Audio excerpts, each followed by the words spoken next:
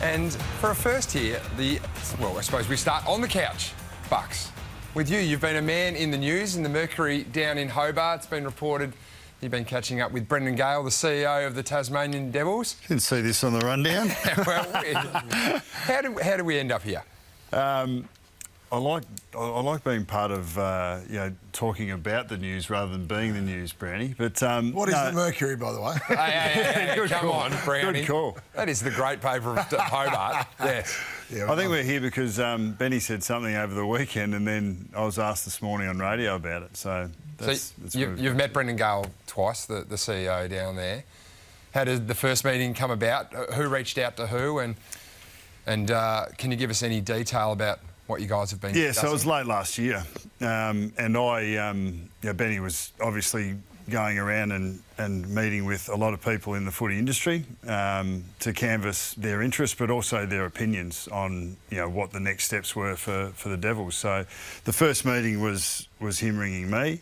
The second meeting was me ringing him, and I went there with a guy that I think would be really good for the Devils, and asked him to present a timeline of the decisions that need to be made between now and when they come into the competition. So and that was given without any expectation. There's some people that I think are really good in the football industry that I reckon would be great for the Devils, and I advocated for them. And as a coaching role, it's gone dormant since then. As a GM or coaching role. You'd advocated off-field, off-field. Yeah, so more in the football department, but it was mainly around operations.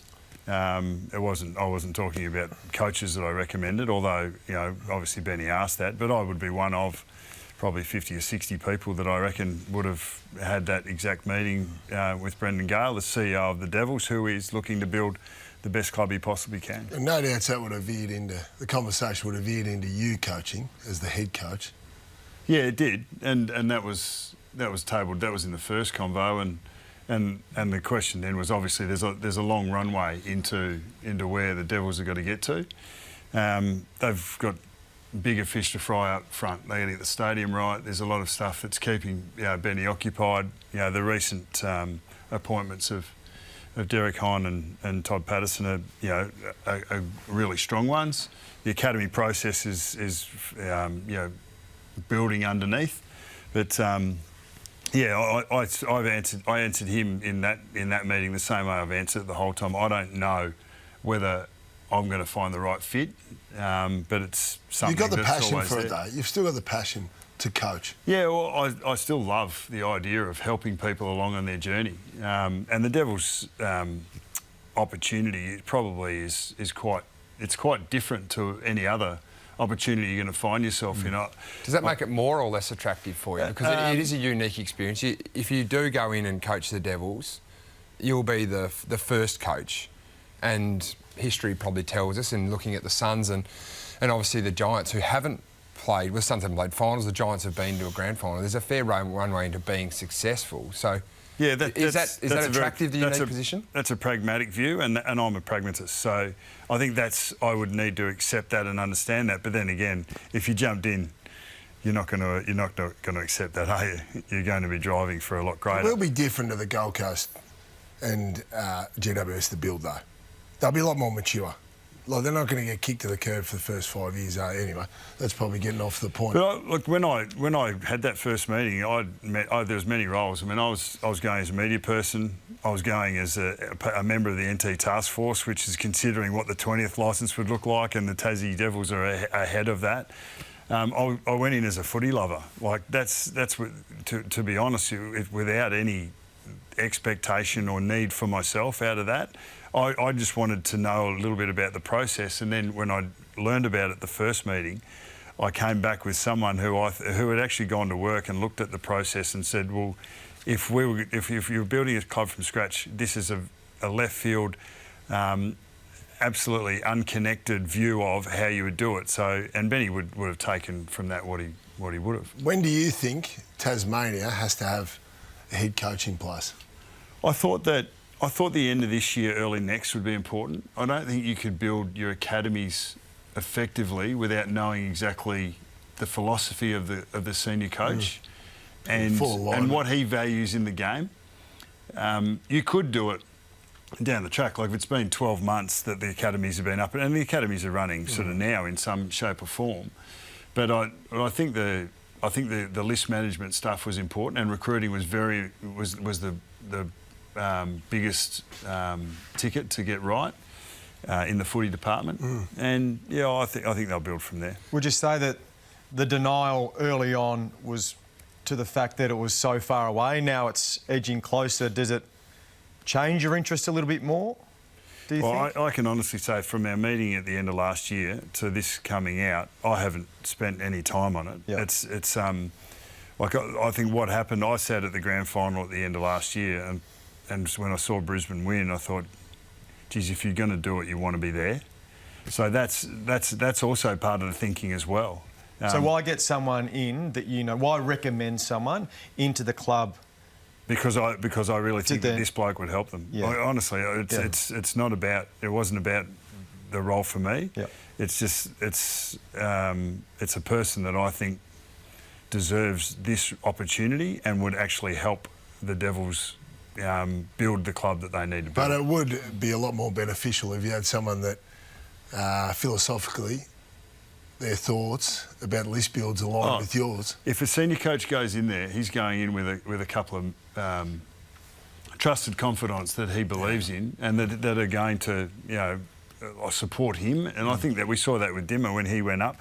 He had his analysts. The Gold Coast Tigers, exactly. I think, Bucks. Yeah, well, so a few more would have gone Hill. up since. But I think that's a very important part of supporting the coach to make sure any person really that they feel like they're operating at their best. And if it means that you feel safer and more valued or more ready to make the decisions you need to make because you've got a couple of people beside you, I think whoever goes into that role will definitely have that. What about the place? There's been a lot of made around recruiting, and you don't have to sell me, obviously, Okay, being you talk up the a place more Tasmanian, anyway. and we've Good had golf conversations off at great golf courses, Brownie. Obviously, you went to stay at 7 Mile Beach, but what about the place? Tasmania isn't new to you, because I remember as a 16-year-old kid walking through the Taste of Tasmania Boxing Day, and I saw Nathan Buckley sitting waterside as the Sydney to Hobart Yachts came in.